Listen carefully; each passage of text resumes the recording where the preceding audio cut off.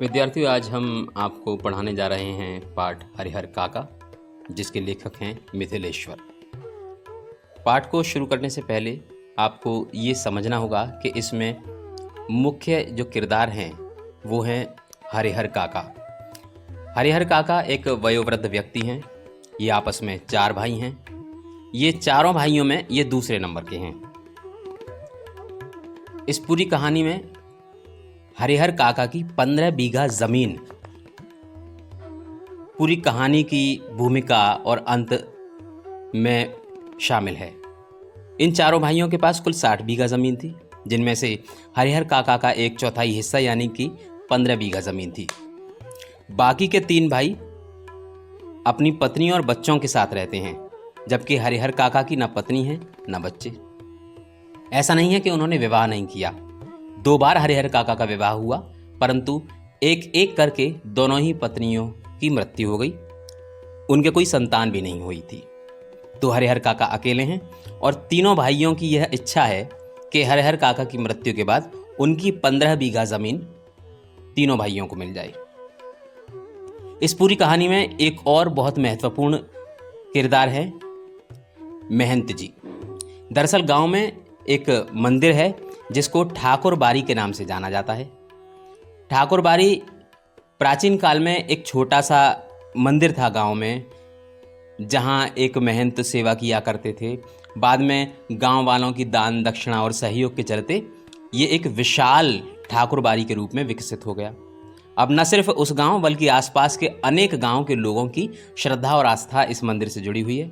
ठाकुर बारी में एक पूरी कमेटी है जो कि इस मंदिर का संचालन करती है। कमेटी में एक महंत जी हैं।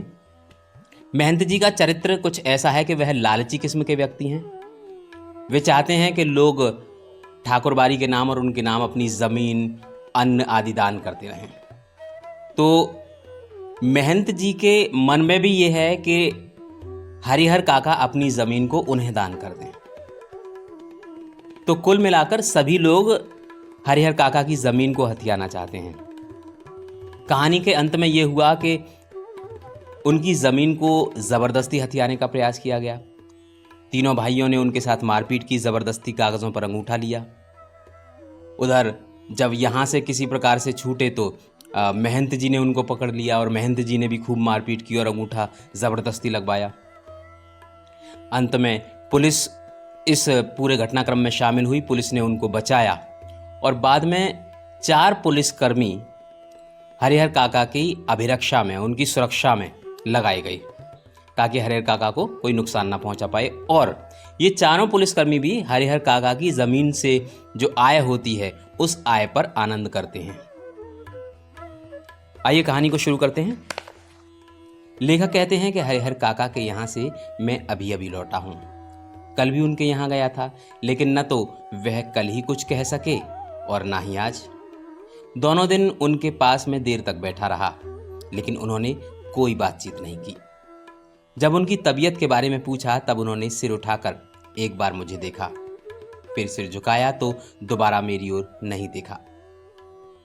हालांकि उनकी एक ही नज़र बहुत कुछ कह गई। जिन यंत्रणाओं के बीच वह घिरे थे और जिस मनः स्थिति में जी रहे थे, उसमें आंखें ही बहुत कुछ कह देती हैं। मुंह खोलने की जरूरत नहीं पड़ती। हरिहर काका की जिंदगी से मैं बहुत गहरे से जुड़ा हूं।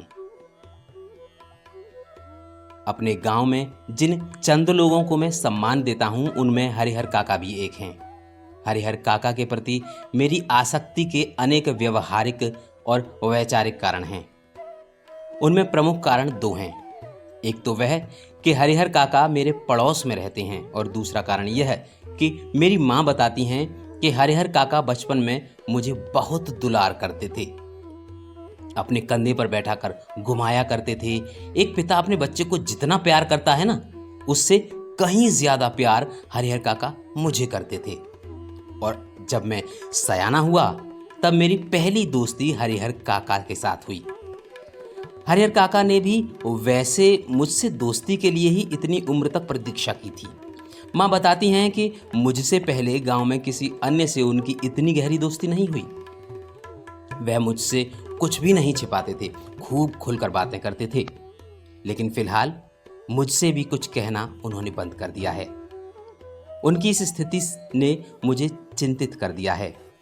जैसे कोई नाव बीच मझधार में फंसी हो और उस पर सवार लोग चिल्लाकर भी अपनी रक्षा न कर सकते हो, क्योंकि उनकी चिल्लाहट दूर तक फैले सागर के बीच उठती गिरती लहरों में विलीन हो जाने के अतिरिक्त कर ही क्या सकती है। मौन होकर जल समाधि लेने के अतिरिक्त कोई दूसरा विकल्प नहीं, लेकिन मन इसे मानने को कतई तैयार नहीं। जीने की लालसा की वजह से बेचैनी और छटपटाहट बढ़ गई हो। कुछ ऐसी ही स्थिति के बीच हरिहर काका गिर गए हैं। हरिहर काका के बारे में सोचता हूं तो मुझे लगता है कि वह यह समझ नहीं पा रहे हैं कि कहें तो क्या कहें।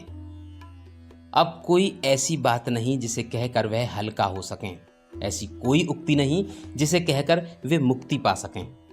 हरिहर काका की स्थिति में मैं भी होता तो निश्चय ही इस गूंगेपन का शिकार हो जाता।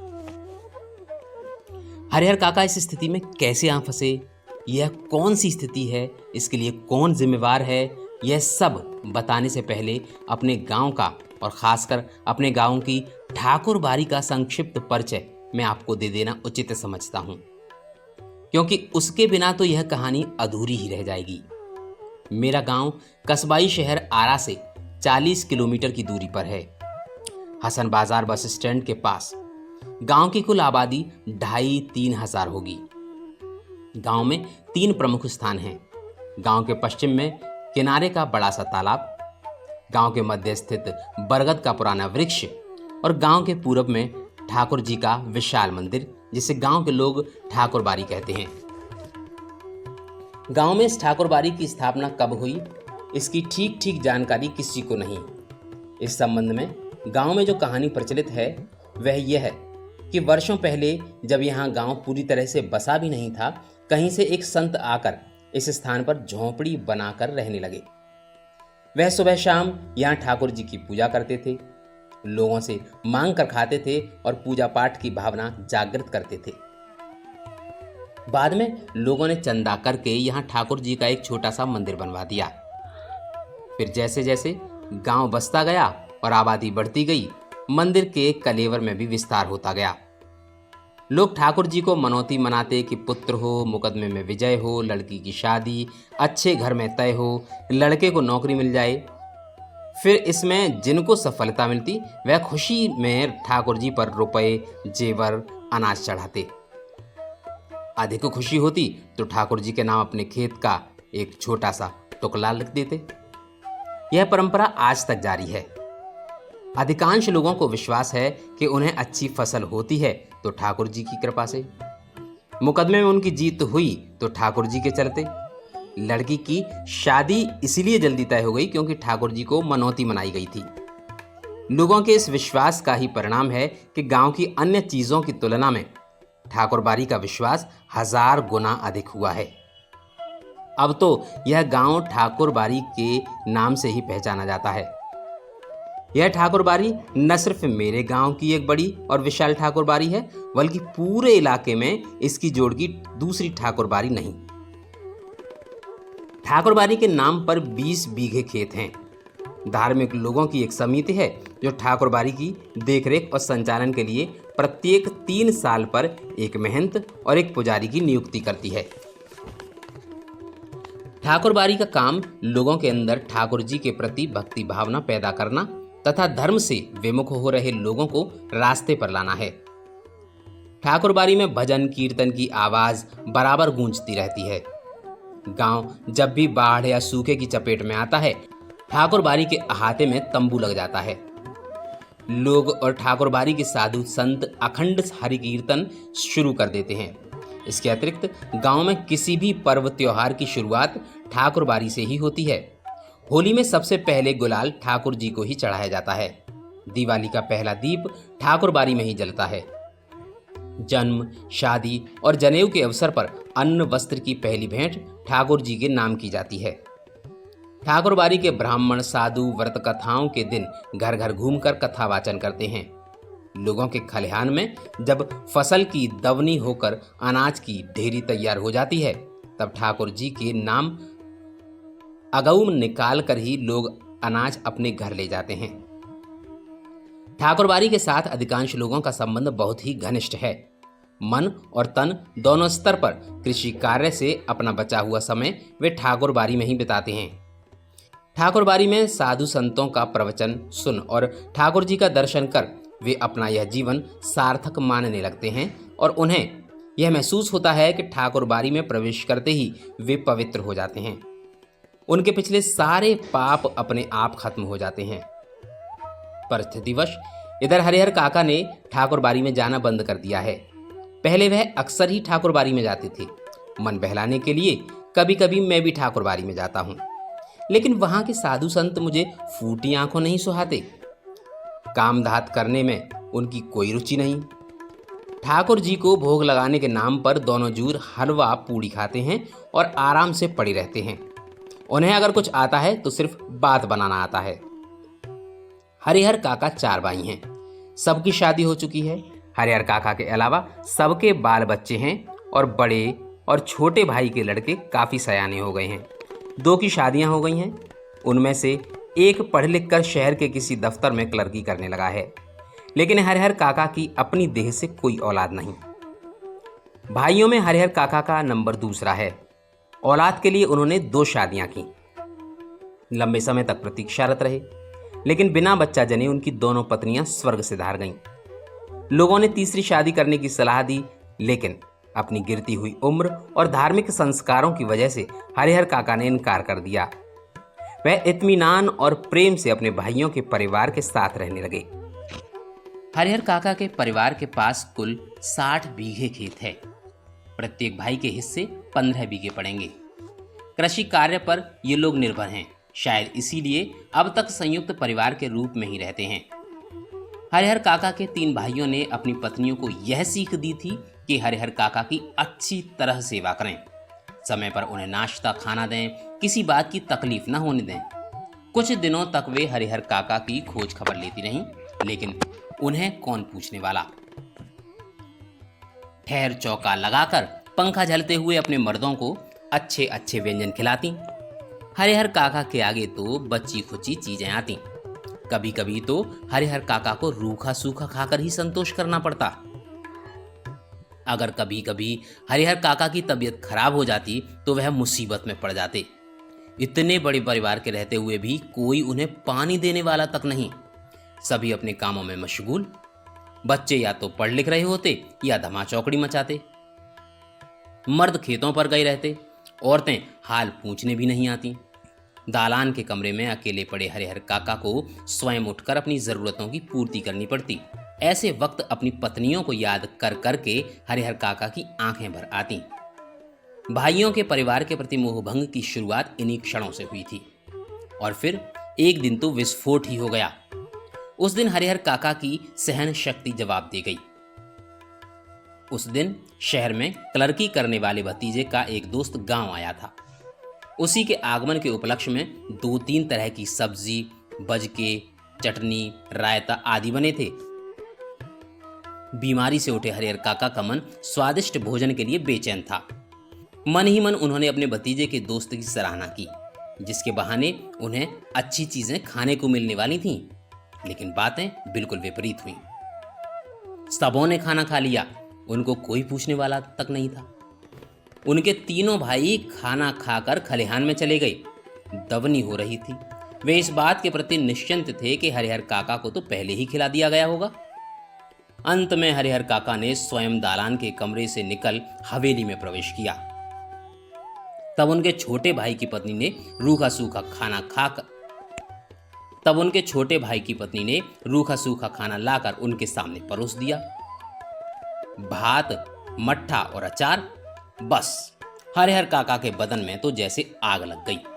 उन्होंने थाली उठाकर बीच आंगन में फेंक दी।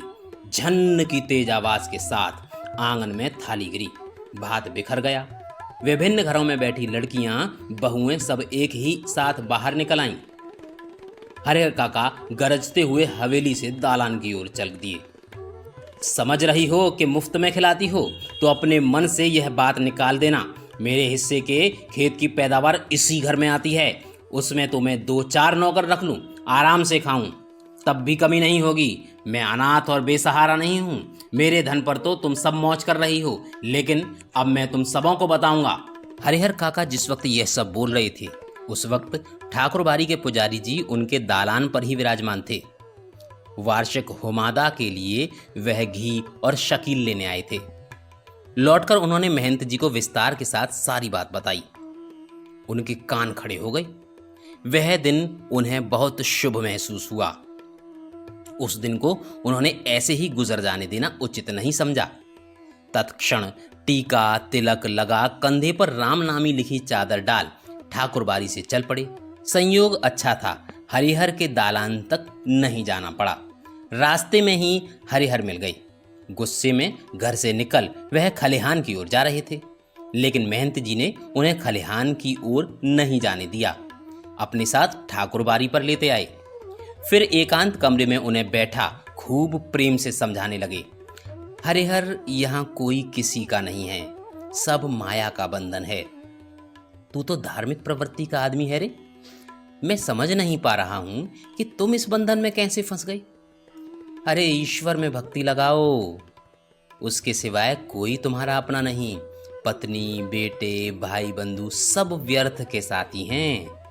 जिस दिन उन्हें लगेगा कि तुमसे उनका स्वार्थ सधने वाला नहीं, उसी दिन वे तुम्हें पूछेंगे तक नहीं। इसलिए ज्ञानी संत महात्मा ईश्वर के सिवाय किसी और से प्रेम नहीं लगाते।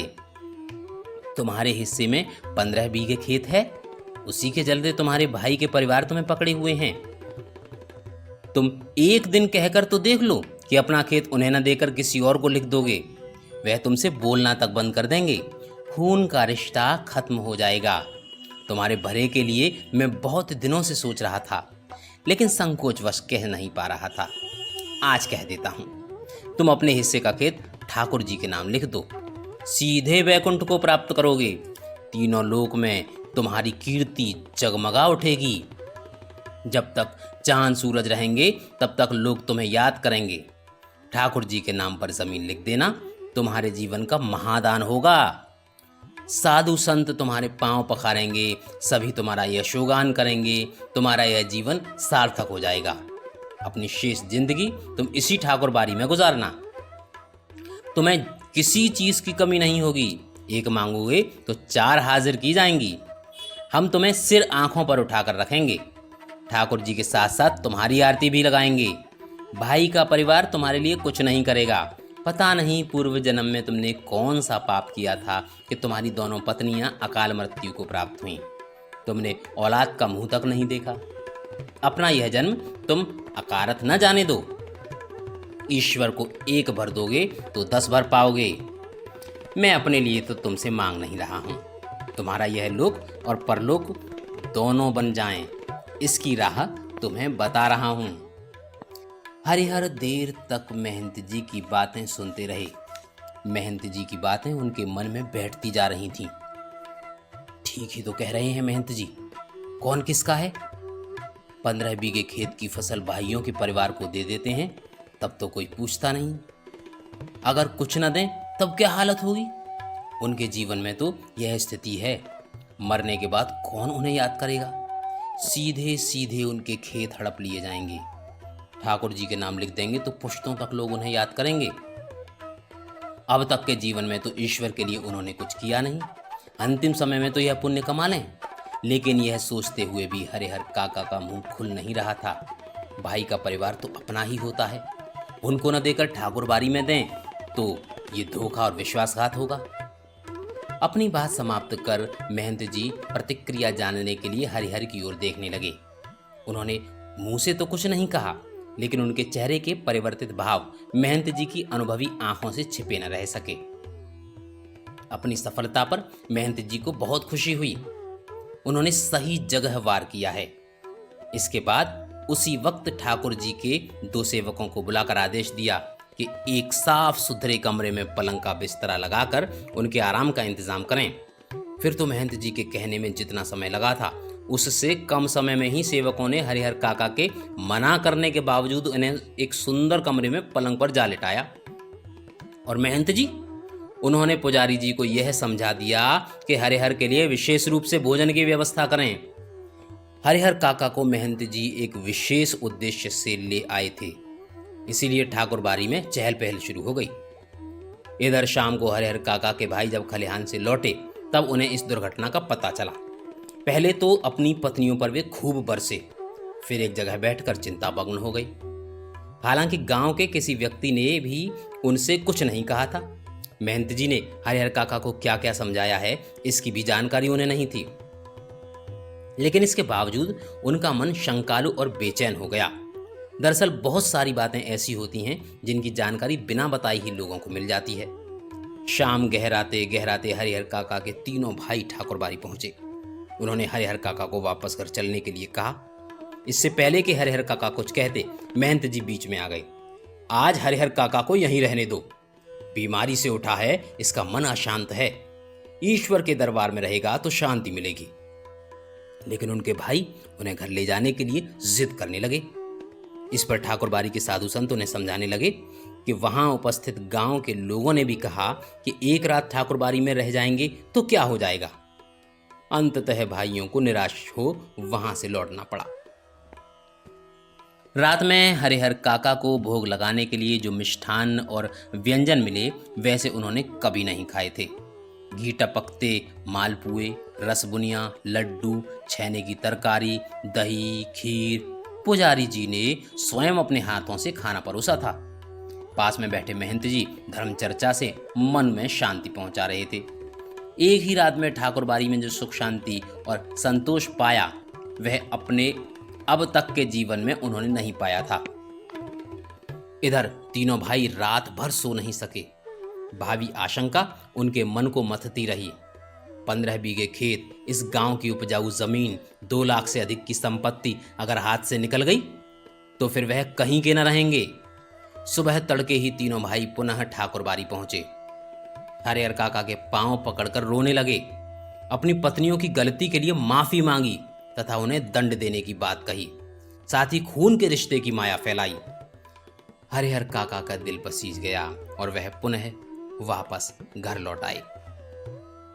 लेकिन यह क्या, इस बार अपने घर पर जो बदलाव उन्होंने लक्ष्य किया उससे उन्हें सुखद आश्चर्य में डाल दिया। घर के छोटे बड़े सब उन्हें सिर आंखों पर उठाने को तैयार। भाइयों की पत्नियों ने उनके पैर पर माथा रखकर गलती के लिए क्षमा याचना की। फिर उनकी आव भगत जो खातिर शुरू हुई वैसी खातिर किसी के यहाँ मेहमान आने पर भी नहीं होती होगी। उनकी रुचि और इच्छा के मुताबिक दोनों जून खाना नाश्ता तैयार। 5 महिलाएं उनकी सेवा में मुस्तैद, 3 भाइयों की पत्नियां, 2 उनकी बहुएं। हरिहर काका आराम से दालान में पड़े रहते, जिस किसी चीज की इच्छा होती आवाज लगाते हाजिर। वे समझ गए कि यह सब महंत जी के चलते ही हो रहा है, इसलिए महंत जी के प्रति उनके मन में आदर और श्रद्धा के भाव निरंतर बढ़ते ही जा रहे थे। बहुत बार ऐसा होता है कि बिना किसी के कुछ बताए गांव के लोग असली तथ्य से स्वयं वाकिफ हो जाते हैं। हरिहर की इस घटना के साथ ऐसा ही हुआ। दरअसल लोगों की जुबान में घटनाओं की जुबान ज्यादा पैनी असरदार होती है। घटनाएं स्वयं ही बहुत कुछ कह देती हैं, लोगों के कहने की जरूरत ही नहीं रहती। न तो गांव के लोगों से महंत जी ने ही कुछ कहा था और न हरिहर काका के भाइयों ने ही। इसके बावजूद गांव के लोग सच्चाई से अवगत हो गए थे। फिर तो गांव की बैठकों में बातों का जो सिलसिला चल निकला उसका कहीं कोई अंत नहीं। हर जगह उन्हीं का प्रसंग शुरू। कुछ लोग कहते कि हरिहर को अपनी जमीन ठाकुर जी के नाम लिख देनी चाहिए, उससे उन्नतम कुछ नहीं हो सकता, इससे उनकी कीर्ति अचल बनी रहेगी। इसके विपरीत कुछ लोगों की मान्यता थी कि भाई का परिवार तो अपना ही होता है, अपनी जायदाद उन्हें न देना, उनके साथ अन्याय करना होगा, खून के रिश्ते के बीच दीवार बनानी होगी। जितने मुंह उतनी बातें। ऐसा जबरदस्त मसला पहले कभी नहीं मिला था, इसलिए लोग मौन होना ही नहीं चाहते थे। अपने अपने तरीके से समाधान ढूंढ रहे थे और प्रतीक्षा कर रहे थे कि कुछ घटित हो। हालांकि इस क्रम में बातें गर्माहट भरी भी होने लगी थी। लोग प्रत्यक्ष और परोक्ष रूप से 2 वर्गों में बंट गए थे। कई बैठकों में तो दोनों वर्गों के बीच आपस में तू में भी होने लगी थी। एक वर्ग के लोग चाहते थे कि हरिहर अपने हिस्से की जमीन ठाकुरबाड़ी के नाम लिख दें, तब यह ठाकुरबाड़ी न सिर्फ इलाके की ही सबसे बड़ी ठाकुरबाड़ी होगी बल्कि पूरे राज्य में इसका मुकाबला कोई दूसरी ठाकुरबाड़ी नहीं कर सकेगी। इस वर्ग के लोग धार्मिक संस्कारों के लोग हैं, साथ ही किसी न किसी रूप में ठाकुरबाड़ी से जुड़े हैं। असल में सुबह शाम जब ठाकुर जी को भोग लगाया जाता है तब साधु संतों के साथ गांव के कुछ पेटू और चटोर किस्म के लोग प्रसाद पाने के लिए वहां जुट जाते हैं। ये लोग इसी वर्ग के हिमायती हैं। दूसरे वर्ग में गांव के प्रगतिशील विचारों वाले लोग तथा वैसे किसान हैं जिनके यहाँ हरिहर जैसे औरत मर्द पल रहे हैं। गांव का वातावरण तनावपूर्ण हो गया था और लोग कुछ घटित होने की प्रतीक्षा करने लगे। इधर भावी आशंकाओं को मद्देनजर रखते हुए हरिहर काका के भाई उनमें यही निवेदन करने लगे थे कि अपनी जमीन वे उन्हें लिख दें, उनके सिवाय उनका और अपना है ही कौन। इस विषय पर हरिहर काका ने एकांत में मुझसे काफी देर तक बात की। अंततः हम इस निष्कर्ष पर पहुंचे कि जीते जी अपनी जायदाद का स्वामी किसी और को बनाना ठीक नहीं होगा, चाहे वह अपना भाई या मंदिर का महंत ही क्यों ना हो। हमें अपने गांव और इलाके के वे कुछ लोग याद आए जिन्होंने अपनी जिंदगी में ही अपनी जायदाद अपने उत्तराधिकारियों या अपने किसी अन्य को लिख दी थी, लेकिन इसके बाद उनका जीवन कुत्ते का जीवन हो गया। कोई उन्हें पूछने वाला नहीं रहा। हरिहर काका बिल्कुल अनपढ़ व्यक्ति हैं, फिर भी इस बदलाव को उन्होंने समझ लिया और यह निश्चय किया कि जीते जी किसी को जमीन नहीं लिखेंगे। अपने भाइयों को समझा दिया, मर जाऊंगा तो अपने आप मेरी जमीन तुम्हें मिल जाएगी, जमीन लेकर तो जाऊंगा नहीं, इसलिए लिखवाने की क्या जरूरत। उधर महंत जी भी हरिहर काका की टोह में रहते थे। जहां कहीं एकांत पाते कह उठते, विलंब ना करो हरिहर, शुभ काम में देर नहीं करते, चलकर ठाकुरबाड़ी के नाम जमीन कर दो, फिर पूरी जिंदगी ठाकुरबाड़ी में रात करो। मरोगे तो तुम्हारी आत्मा को ले जाने के लिए स्वर्ग से विमान आएगा, देवलोक को प्राप्त करोगे। लेकिन हरिहर काका न हाँ करते न ना कहकर वे महंत जी को दुखी करना नहीं चाहते थे, क्योंकि भाई के परिवार से जो सुख सुविधाएं उन्हें मिल रही थीं वे महंत जी की कृपा से ही, और हाँ तो उन्हें कहना ही नहीं, क्योंकि अपनी जिंदगी में अपनी जमीन उन्हें किसी को नहीं लिखनी। इस मुद्दे पर वे जागरूक हो गए थे, पर बीतते समय के अनुसार महंत जी की चिंताएं बढ़ती जा रही थीं। जाल में फंसी चिड़िया पकड़ से बाहर हो गई थी। महंत जी इस बात को सह नहीं पा रहे थे। महंत जी को लग रहा था कि हरिहर धर्म संकट में पड़ गया है। एक और वह चाहता है कि ठाकुर जी को लिख दूं, किंतु दूसरी ओर भाई के परिवार की मोह माया में बंध जाता है।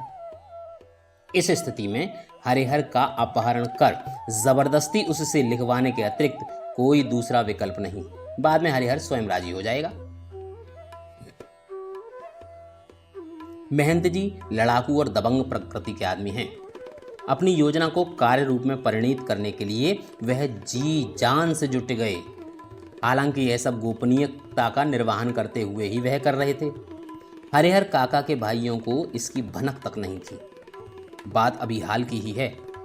आधी रात के आसपास ठाकुरबाड़ी के साधु संत और उनके पक्षधर भाला, गंडासा और बंदूक से लैस होकर एकाएक हरिहर काका के दालान पर आ गए।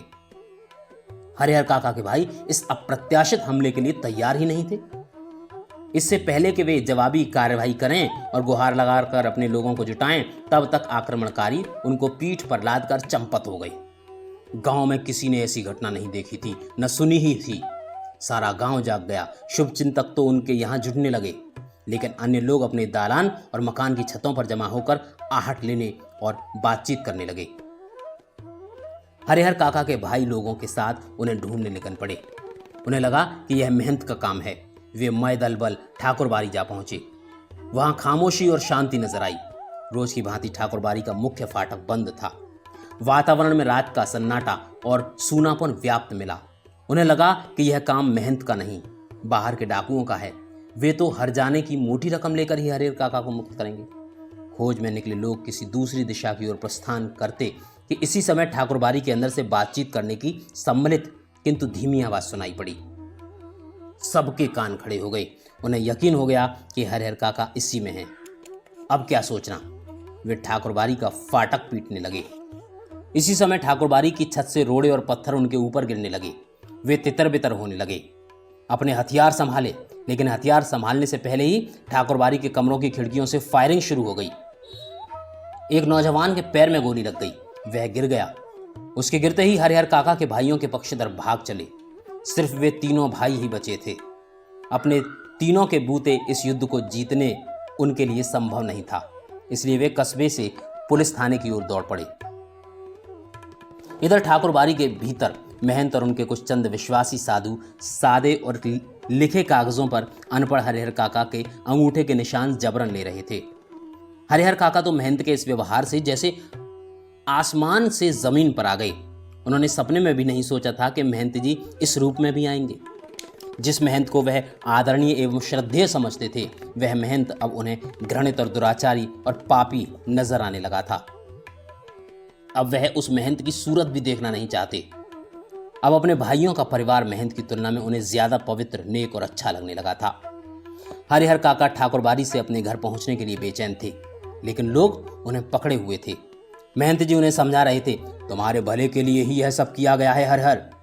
अभी तुम्हें लगेगा कि हम लोगों ने तुम्हारे साथ जोर जबरदस्ती की, लेकिन बाद में तुम समझ जाओगे कि जिस धर्म संकट में तुम पड़े थे, उससे उबारने के लिए यही एकमात्र साधन था। एक और ठाकुरबाड़ी के भीतर जबरन अंगूठे के निशान लेने और पकड़कर समझाने का कार्य चल रहा था, तो दूसरी ओर हरिहर काका के तीनों भाई सुबह होने से पहले ही पुलिस की जीप के साथ ठाकुरबाड़ी आ पहुंचे। जीप से तीनों भाई, एक दरोगा और पुलिस के 8 जवान उतरे। पुलिस इंचार्ज ने ठाकुरबाड़ी के फाटक पर आवाज लगाई, दस्तक दी, लेकिन अंदर से कोई जवाब नहीं। अब पुलिस के जवानों ने ठाकुरबाड़ी के चारों तरफ घेरा डालना शुरू किया। ठाकुरबाड़ी अगर छोटी रहती तो पुलिस के जवान आसानी से उसे घेर लेते, लेकिन विशालकाय ठाकुरबाड़ी को पुलिस के सीमित जवान घेर सकने में असमर्थ साबित हो रहे थे। फिर भी जितना संभव हो सका उस रूप में उन्होंने घेरा डाल दिया और अपना अपना मोर्चा संभालना शुरू। सुबह की प्रतीक्षा होने लगी। हरिहर काका के भाइयों ने सोचा था कि जब वे पुलिस के साथ ठाकुरबाड़ी पहुंचेंगे तो ठाकुरबाड़ी के भीतर से हमले होंगे और साधु संत रंगे हाथ पकड़े जाएंगे, लेकिन ऐसा कुछ नहीं हुआ। ठाकुरबाड़ी के अंदर से एक रोड़ा भी बाहर नहीं आया। शायद पुलिस को आते हुए उन्होंने देख लिया था। सुबह होने में अभी कुछ देर थी, इसलिए पुलिस इंचार्ज रह रह कर ठाकुरबाड़ी का फाटक खुलने तथा साधु संतों को आत्मसमर्पण करने के लिए आवाज लगा रहे थे। साथ ही पुलिस वर्ग की ओर से हवाई फायरिंग भी की जा रही थी, लेकिन ठाकुरबाड़ी की ओर से कोई जवाब नहीं आ रहा था। सुबह तड़के एक वृद्ध साधु ने ठाकुरबाड़ी का फाटक खोल दिया। उस साधु की उम्र 80 वर्ष से अधिक ही होगी। वह लाठी के सहारे कांपते हुए खड़ा था। पुलिस इंचार्ज ने उस वृद्ध साधु के पास पहुंचकर हरिहर काका तथा ठाकुरबाड़ी के महंत, पुजारी एवं अन्य साधुओं के बारे में पूछा, लेकिन उसने कुछ भी बताने से इनकार कर दिया। पुलिस इंचार्ज ने कई बार उससे पूछा, डांट लगाई, धमकियां दी, लेकिन हर बार एक ही वाक्य कहता, मुझे कुछ मालूम नहीं। ऐसे वक्त पुलिस के लोग मारपीट का सहारा लेकर भी बात उगलवाते हैं, लेकिन उस साधु की वय देखकर पुलिस इंचार्ज को महटिया जाना पड़ा। पुलिस इंचार्ज के नेतृत्व में पुलिस के जवान ठाकुरबाड़ी की तलाशी लेने लगे, लेकिन न तो ठाकुरबाड़ी के नीचे के कमरों में ही कोई पाया गया और न छत के कमरों में ही। पुलिस के जवानों ने खूब छानबीन की। उस वृद्ध साधु के अलावा कोई दूसरा ठाकुरबाड़ी में नहीं मिला। हरिहर काका के भाई चिंता, परेशानी और दुखद आश्चर्य से गिर गए। ठाकुरबाड़ी के महंत और साधु संत हरिहर काका को लेकर कहां भाग गए? अब क्या होगा? काफी पैसे खर्च कर पुलिस को लाए थे। पुलिस के साथ आने के बाद वह अंदर ही अंदर गर्व महसूस कर रहे थे। उन्हें लग रहा था कि अब भाई को वे आसानी से घर ले जाएंगे तथा साधु संतों को जेल भिजवा देंगे, लेकिन दोनों में से एक भी नहीं हुआ। ठाकुरबाड़ी के जो कमरे खुले थे उनकी तलाशी पहले ही ले ली गई थी। बाद में जिन कमरों की चिटकनियां बंद थीं उन्हें भी खोलकर देखा गया। एक कमरे के बाहर बड़ा सा ताला लटक रहा था। पुलिस और हरिहर काका के भाई सब वहीं एकत्र हो गए। उस कमरे की कुंजी की मांग वृद्ध साधु से की गई तो उसने साफ कह दिया, मेरे पास नहीं। जब उससे पूछा गया, इस कमरे में क्या है, तब उसने जवाब दिया, अनाज है। पुलिस इंचार्ज अभी यह सोच ही रहे थे कि इस कमरे का ताला तोड़कर देखा जाए या छोड़ दिया जाए कि अचानक उस कमरे के दरवाजे के भीतर से किसी का धक्का देना शुरू किया। पुलिस के जवान सावधान हो गए। ताला तोड़कर कमरे का दरवाजा खोला गया। कमरे के भीतर हरिहर काका जिस स्थिति में मिले उसे देखकर उनके भाइयों का खून खौल उठा। उस वक्त महंत, पुजारी या अन्य नौजवान साधु उन्हें नजर आ जाते तो वे जीते जी उन्हें नहीं छोड़ते। हरिहर काका के हाथ और पांव तो बांध ही दिए गए थे, उनके मुंह में कपड़ा ठूंस कर बांध दिया गया था। हरिहर काका जमीन पर लुढ़कते हुए दरवाजे तक आए थे और पैर से दरवाजे पर धक्का लगाया था। काका को बंधन मुक्त किया गया, मुंह से कपड़ा निकाला गया। हरिहर काका ने ठाकुरबाड़ी के महंत, पुजारी और साधुओं की काली करतूतों का पर्दाफाश करना शुरू किया कि वह साधु नहीं, डाकू, हत्यारे और कसाई हैं, कि उन्हें इस रूप में कमरे में बंद कर गुप्त दरवाजे से भाग गए, कि उन्होंने कई सादे और लिखे हुए कागजों पर जबरन अंगूठे के निशान लिए आदि। हरिहर काका ने देर तक अपने बयान दर्ज कराए। उनके शब्द शब्द में साधुओं के प्रति नफरत और घृणा व्यक्त हो रही थी। जीवन में कभी किसी के खिलाफ उन्होंने इतना नहीं कहा होगा जितना ठाकुरबाड़ी के महंत, पुजारी और साधुओं के बारे में कहा। हरिहर काका पुनः अपने भाइयों के परिवार के साथ रहने लगे थे। इस बार उन्हें दालान पर नहीं, घर के अंदर रखा गया था। किसी बहुमूल्य वस्तु की तरह संजोकर, छिपाकर उनकी सुरक्षा के लिए रिश्ते नाते में जितने सूरमा थे सबको बुला लिया गया था। हथियार जुटा लिए गए थे। 24 घंटे पहरे दिए जाने लगे कि अगर किसी आवश्यक कार्यवश काका घर से गांव में निकलते तो 4-5 की संख्या में हथियारों से लैस लोग उनके आगे पीछे चलते रहते। रात में चारों तरफ से घेर कर सोते। भाइयों ने ड्यूटी बांट ली थी, आधे लोग सोएंगे, आधे जागकर पहरा देंगे। इधर ठाकुरबाड़ी का दृश्य भी बदल गया था। एक से एक खूंखार लोग ठाकुरबाड़ी में आ गए थे। उन्हें देखकर ही डर लगता था। गांव के बच्चों ने तो ठाकुरबाड़ी की ओर जाना ही बंद कर दिया। हरिहर काका को लेकर गांव प्रारंभ से ही 2 वर्गों में बंट गया था। इस नई घटना को लेकर दोनों तरफ से प्रतिक्रियाएं व्यक्त की जाने लगी थी। और अब हरिहर काका एक सीधे, सादे और भोले किसान की अपेक्षा चतुर और ज्ञानी हो गए। वह महसूस करने लगे थे कि उनके भाई अचानक उनको जो आदर, सम्मान और सुरक्षा प्रदान करने लगे हैं, उसकी वजह उन लोगों के साथ उनका सगे भाई का संबंध नहीं, बल्कि उनकी जायदाद है। अन्यथा वे उनको पूछते तक नहीं। इसी गांव में जायदादहीन भाई को कौन पूछता है? हरिहर काका को अब सब नजर आने लगा था। महंत की चिकनी चुपड़ी बातों के भीतर की सच्चाई भी अब वह जान गए थे। ठाकुर जी के नाम पर वह अपना और अपने जैसे साधुओं का पेट पालता है। उसे धर्म और परमार्थ से कोई मतलब नहीं। निजी स्वार्थ के लिए साधु होने और पूजा पाठ करने का ढोंग रचाया है। साधु बाने में महंत, पुजारी और उनके अन्य सहयोगी लोभी, लालची और कुकर्मी हैं। छल, बल, कल किसी भी तरह धन अर्जित कर बिना परिश्रम किए आराम से रहना चाहते हैं।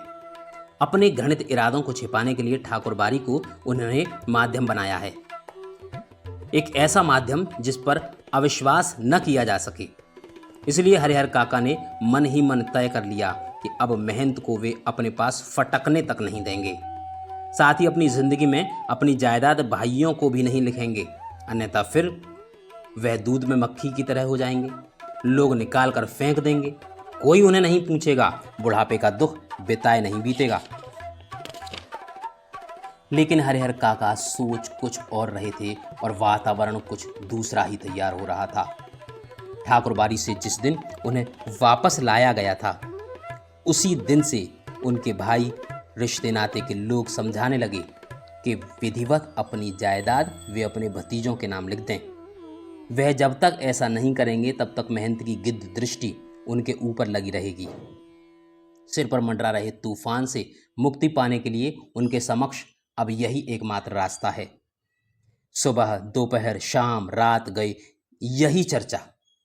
लेकिन हरिहर काका साफ नकार जाते, कहते, मेरे बाद तो मेरी जायदाद इस परिवार को स्वतः मिल जाएगी, इसलिए लिखने का कोई अर्थ ही नहीं। महंत ने अंगूठे के जो जबरन निशान लिए हैं उसके खिलाफ मुकदमा हमने किया ही है। भाई जब समझाते समझाते हार गए तब उन्होंने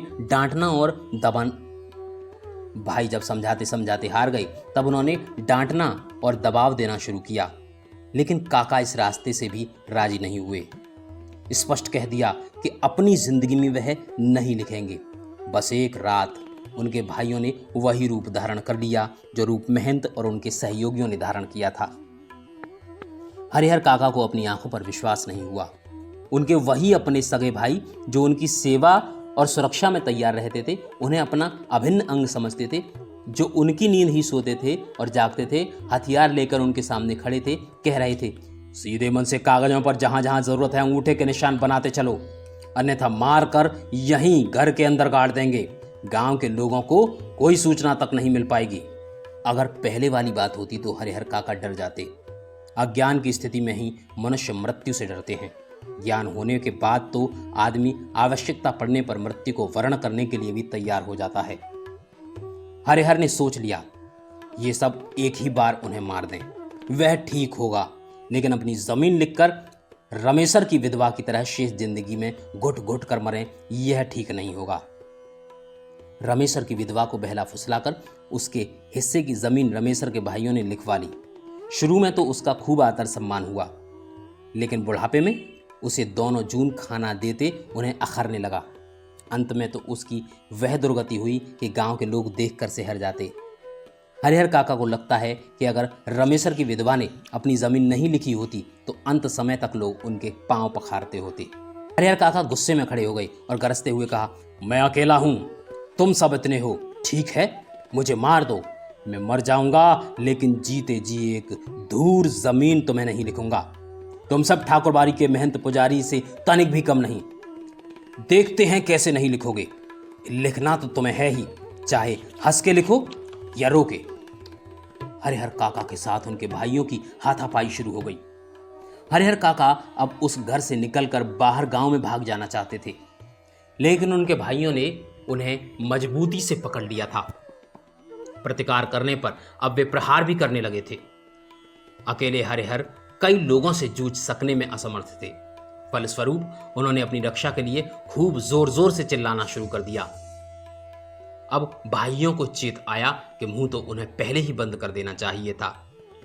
उन्होंने तत्क्षण उन्हें पटक कर उनके मुंह में कपड़ा ठूंस दिया, लेकिन ऐसा करने से पहले ही काका की आवाज गांव में पहुंच गई थी। टोला पड़ोस के लोग दालान में जुटने लगे थे।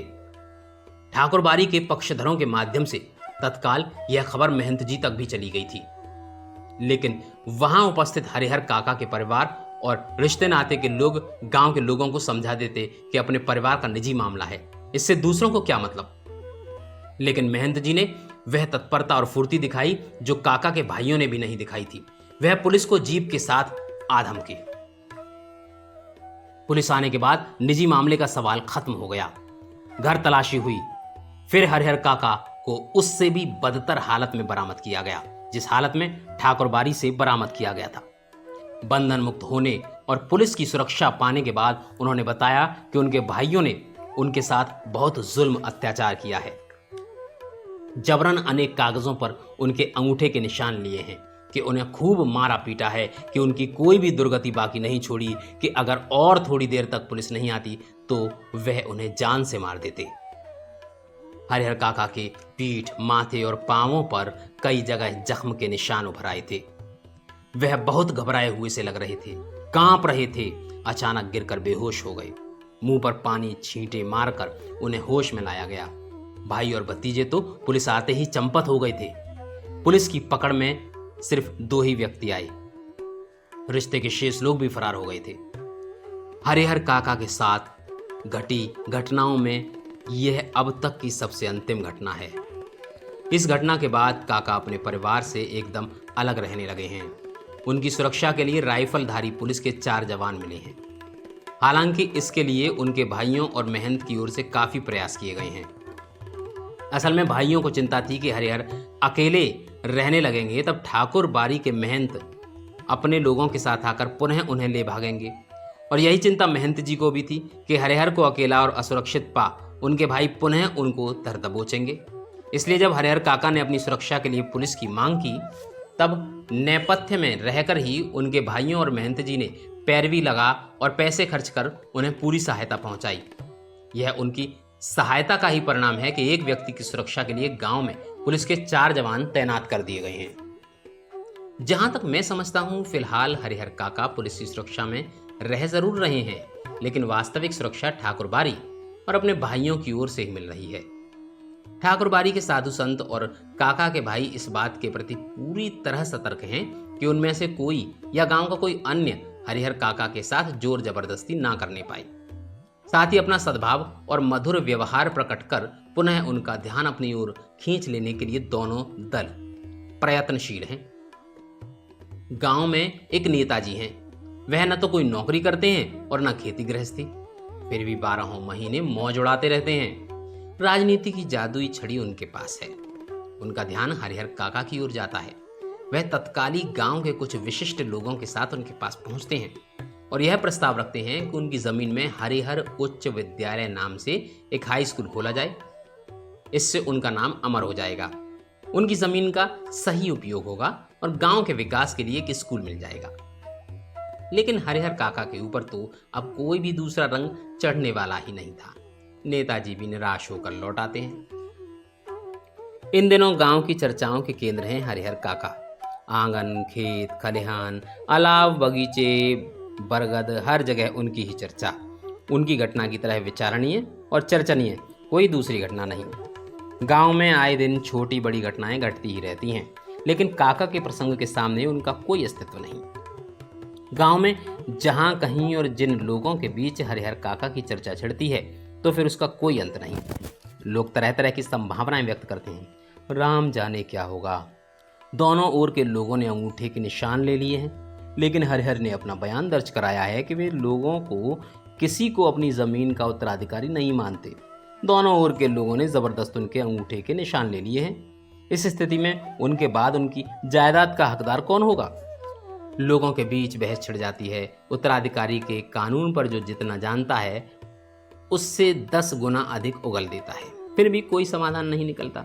रहस्य खत्म होना, आशंकाएं बनी रहती हैं, लेकिन लोग आशंकाओं को नज़रअंदाज कर अपनी पक्षधरता शुरू कर देते हैं कि उत्तराधिकार ठाकुर जी को मिलता तो ठीक रहता। दूसरी ओर के लोग कहते कि हरिहर के भाइयों को मिलता तो ज़्यादा अच्छा रहता। ठाकुरबाड़ी के साधु संत और काका के भाइयों ने कब क्या कहा, यह खबर बिजली की तरह एक ही बार समूचे गांव में फैल जाती है। खबर झूठी है कि सच्ची, इस पर कोई ध्यान नहीं देता। जिसे खबर हाथ लगती है वह नमक मिर्च मिलाकर उसे चटका कर आगे बढ़ा देता है।